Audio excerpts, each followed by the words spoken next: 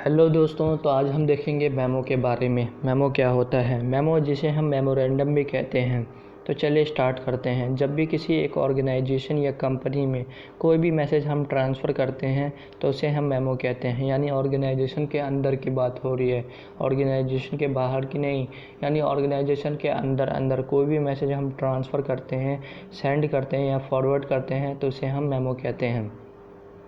तो चलिए इसकी हम डेफिनेशन देखते हैं। मेमो क्या है?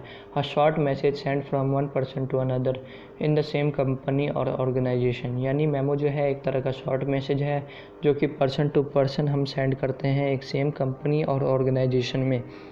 मेमो जो है वो हम पोस्ट टू पोस्ट भी हम सेंड कर सकते हैं। एग्ज़ाम्पल के तौर पे मैनेजर हो गया और सुपरवाइज़र हो गया, ये दोनों आपस में कम्युनिकेट कर सकते हैं मेमो के थ्रू। मेमो जो है वो हमेशा शॉर्ट मैसेज की तरह लिखा जाता है। कभी भी लंबा चौड़ा मेमो नहीं लिखा जाता। 2 या 3 पेज का मेमो कभी लिखा नहीं जाता। ये हमेशा शॉर्ट मैसेज की तरह लिखा जाता है। तो चलिए इसकी डिटेल में डेफिनेशन देखते हैं। मेमो क्या है? मेमो और memorandum meaning reminder is normally used for communicating policies, procedures or related official business within an organization। यानी मेमो, जिसे हम मेमोरेंडम भी कहते हैं, जिसकी मीनिंग है रिमाइंडर, यानी किसी चीज़ को रिमाइंड कराना। जो भी बिजनेस से रिलेटेड जितनी भी पॉलिसीज़ होती हैं, प्रोसीजर्स होते हैं और ऑफिशियल वर्क जो होते हैं बिजनेस से रिलेटेड, जो भी टास्क होते हैं, जो भी बातचीत हमें करनी होती है बिजनेस से रिलेटेड, वो हम मेमो के थ्रू करते हैं। It is often written from a one-to-all perspective, like mass communication, broadcasting a message to an audience rather than a one-on-one interpersonal communication। इसका अक्सर इस्तेमाल मास कम्युनिकेशन के लिए किया जाता है। यानी मास कम्युनिकेशन क्या है? जब भी हम कई लोगों को मैसेज सेंड करते हैं तो उसे हम मास कम्युनिकेशन कहते हैं। यानी 2 या 2 से ज़्यादा या कई लोगों को मैसेज सेंड करना मास कम्युनिकेशन कहलाता है।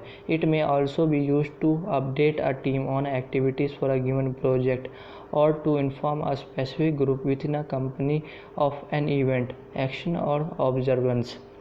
यानी इसका इस्तेमाल किसी टीम की एक्टिविटीज़ को अपडेट करने के लिए किया जाता है जो कि किसी गिवन प्रोजेक्ट पे काम कर रही है, और स्पेसिफिक ग्रुप जो होती है कंपनी की, उसको इन्फॉर्म करने के लिए किया जाता है कंपनी के इवेंट के लिए। एक्शन और ऑब्जर्वेंस, इन सभी के लिए मेमो का यूज़ किया जाता है। पर्पस ऑफ मेमो देखते हैं। पर्पस ऑफ मेमो क्या है? टू इन्फॉर्म के लिए, टू इंक्वायर के लिए, टू रिपोर्ट के लिए, टू गिव सजेशन के लिए, टू रिमाइंड के लिए, टू इंस्ट्रक्ट के लिए। गुडविल प्रमोट करते हैं हम मेमो के थ्रू। आइडियाज़ को कम्युनिकेट करते हैं मेमो के थ्रू। इन सभी कामों को हम मेमो के थ्रू करते हैं। एडवांटेज ऑफ मेमो देखते हैं। मेमो के क्या क्या एडवांटेज है? मेमोरेंडम बहुत ही क्विक है, कन्वीनियंट मीन ऑफ कम्युनिकेशन है, इनएक्सपेंसिव है। यानी मेमो जो है वो आप लो क्वालिटी पेपर पे भी लिख सकते हैं। और सबसे इम्पॉर्टेंट बात क्या है मेमो की? It help in maintaining return record. यानी ये रिटर्न रिकॉर्ड को मेंटेन करने में हेल्प करता है। तो चलिए देखते हैं मेमो कैसे लिखते हैं। मेमो लिखने के लिए सबसे ऊपर आपको ऑर्गेनाइजेशन या कंपनी का नाम लिखना पड़ेगा। फिर उसके नीचे आपको इंटर ऑफिस मेमो लिखना पड़ेगा। ध्यान रखें, इंटर ऑफिस मेमो आपको हर मेमो में लिखना ज़रूरी है कंपनी के नाम के नीचे। फिर उसके बाद आपको डेट लिखनी है। फिर उसके बाद आपको टू लिखना है, यानी किसको आप वो मेमो सेंड कर रहे हैं। यहाँ जो मेमो है वो ऑल स्टाफ, यानी सभी स्टाफ को सेंड किया गया है। किसकी तरफ से किया गया है? फ्रॉम लिखेंगे। यहाँ जो है तानिया स्मिथ के द्वारा किया गया है, जो कि कौन है? सीईओ है जो कि कंपनी की। यहाँ पे उसकी नीचे में उसकी पोस्ट दिखाई गई है। उसकी पोस्ट क्या है कंपनी में, ठीक है। फिर उसके बाद आपको सब्जेक्ट लिखना है, किस बारे में है? न्यूटेक सॉफ्टवेयर इशू, यानी किसी सॉफ्टवेयर के इशू के बारे में है। फिर उसके बाद आपको मेन मैसेज लिखना है। इतना सा करना है आपको। फिर उसके बाद आपको लास्ट में आपको सिग्नेचर करना है।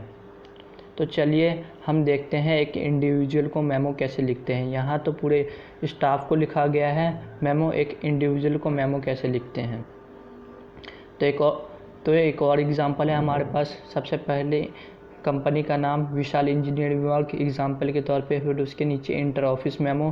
फिर उसके बाद आपको डेट लिखनी है 2 सुधाकर श्रीवास्तव, यानी किसको लिखा जा रहा है, सुधाकर श्रीवास्तव को लिखा जा रहा है, जो कि कौन है, क्लर्क है अकाउंट डिवीज़न में। यहाँ पे उसकी पोस्ट दिखाई गई है, क्लर्क है अकाउंट डिवीज़न में। किसकी तरफ से लिखा गया है, रोहित दुबे की तरफ से लिखा गया है, जो कि मैनेजर पर्सनल है।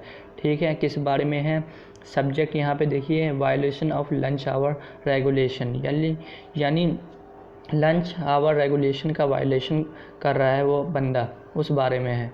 फिर उसके बाद यहाँ पे मेन मैसेज आया है, फिर नीचे में उसका नाम आया है, मतलब सिग्नेचर आया है। तो लास्ट में आपको सिग्नेचर करना है हर मेमो में। तो ये था मेमो। तो उम्मीद है आपको वीडियो पसंद आई तो लाइक और कमेंट करके ज़रूर बताएं। अगर आपका कोई भी क्वेश्चन है कमेंट में कहें, मैं उसका आंसर देने की पूरी कोशिश करूंगा। और चैनल को सब्सक्राइब करना ना भूलें और ये वीडियो अपने दोस्तों में ज़रूर शेयर करें। Thank you so much for watching it.